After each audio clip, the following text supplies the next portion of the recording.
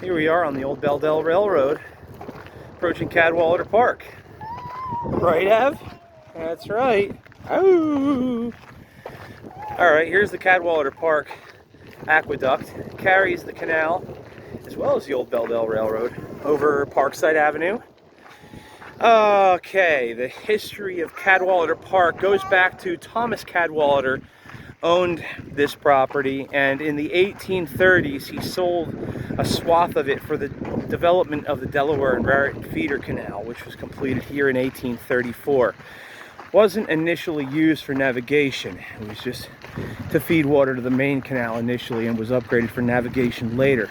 So he had a deal made where a bridge could be kept across the canal so that he could keep his equipment and farm animals crossing over the canal to get to his now bisected farm, which was over here in the lower park, over here in the upper park.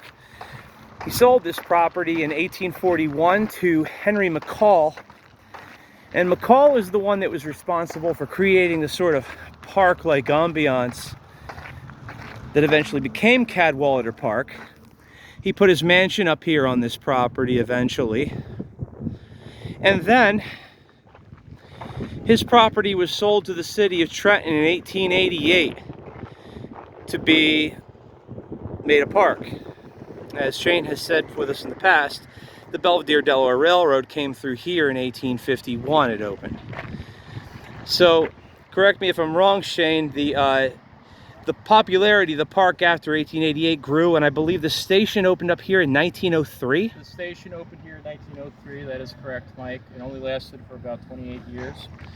The station stop would have been up there, actually, that pole is. Either there or like somewhere between the bridge and right here. It was Really nothing more than a... It was a shanty. It was a shelter, yeah. Like what we see those bus shelters along the highway. It was closed as a station stop and eliminated from public timetables in 1931 when the Pennsylvania Railroad started doing a mass purge of smaller, uneconomical stops along the Belldale and elsewhere on their system. I think there was one other thing you left out on your Cadwalader Park dissertation. Oh no, what was that? Olmsted.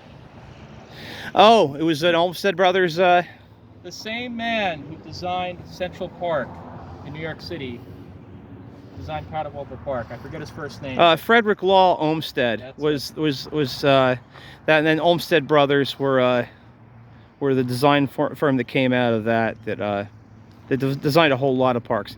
There's a lot of Olmsted Brothers parks, and then there's also Olmsted style parks after that, and I had forgotten anything about that affiliation. That is who the city of Trenton chose to design Cadwalader Park. One last tidbit. Yeah, it's okay. As our little friend is What? getting It's okay, Av. hissy about things. He doesn't like stopping. We call him Art the Fitbit. Right about the time when the rail line through here was closed in 1976, Conrail was gracious enough to allow the American Freedom Train to stage their train here. The American Freedom Train was a train that toured the lower 48 United States.